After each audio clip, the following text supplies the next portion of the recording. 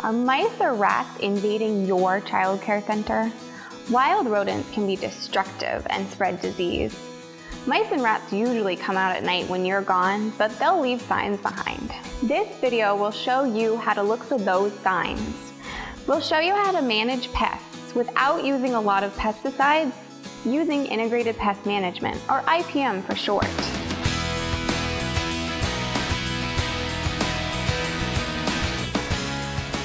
There are 4 easy steps to get rid of rodents in your center. 1. Find out how they're getting in. 2. Keep them out. 3. Remove their food, water, and shelter. And 4. Use traps. Look for droppings. Mice and rats leave droppings as they scamper around your center. You might find droppings under shelves, in cupboards, water heater closets, or near doors. If the mice or rats are in the wall voids, you may hear scratching, scrabbling, or squeaking. Once you know you have mice or rats, find out where and how they're getting in. Look around for holes and cracks. Mice can squeeze them through a crack the size of a pencil. Sealing up the access points is the best way to get rid of rodents in your building. Install brush-style door sweeps on your exterior doors. These sweeps help keep mice, rats, and other pests out. Make sure you keep outside doors closed, especially at dusk. You might need to let your custodians know to shut the doors when you're not there. Seal the gaps around pipes with flexible sealant and some copper or steel mesh. Rodents can chew through the sealant, so you'll need to fit the mesh in the gap and then use sealant to hold it in place. Where are they hiding? Is there a closet full of clutter? Disorganized drawers? Undisturbed clutter gives mice and rats a hiding place. You might even find mice nesting in a pile of papers or clothing. Declutter as much as you can to get rid of rodent hiding places. Plastic boxes with good, tight-fitting lids like this one are great for organizing supplies and keeping pests out. What are they eating? Mice and rats usually eat our food and will gladly eat it out of the trash. Take the trash out at the end of every day. Leaving food out overnight is an invitation to rodents and other pests. Mice love to eat cereal and other dry food. Here's a mess left behind by a mouse munching. I put all our dry food into these plastic containers as soon as I get it.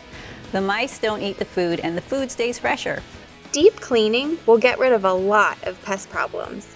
Get down on the floor and look under furniture for food crumbs. Clean grease and food scraps off stoves, counters, and floors every day. Don't forget outdoors. Keep plants trimmed up off the ground so rats and other pests don't have a place to hide. Rats like to live in dense ground cover like ivy. As much fun as it might be for the kids, don't overwater plants. Extra water on the ground gives pests a drink. Once you know you have a mouse or rat in your center, you need to trap them. But don't try to trap until the center is sealed against rodent entry.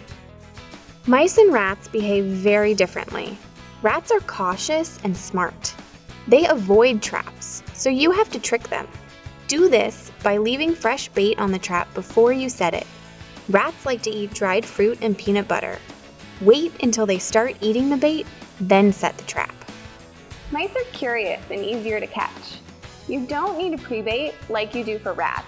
Use a lot of traps with large triggers like this one. Mice like peanut butter and chocolate. Mice and rats follow edges along walls, furniture, and cabinets. Place the trap trigger against the edge. Mice and rats usually only come out at night, so you don't need to have the traps out all the time.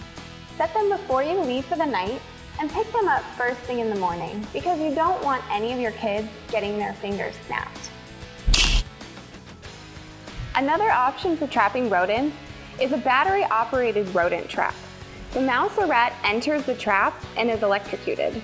Many people will prefer these devices because they don't have to touch the dead rodent. What about rat or mouse poison? You have to be careful because if not handled correctly, these pesticides can be very dangerous to children and pets. And rats that eat the poison may die inside walls, causing smells and decay. So, if you must use a poison, it's probably better to hire a professional pest management company and let them handle the situation. Using poison alone doesn't get rid of your rodent problem if your center still rolls out the welcome mat. Make them unwelcome by remembering the 4 simple integrated pest management steps: finding out how they're getting in, keeping them out, removing their food, water, and shelter, and using traps.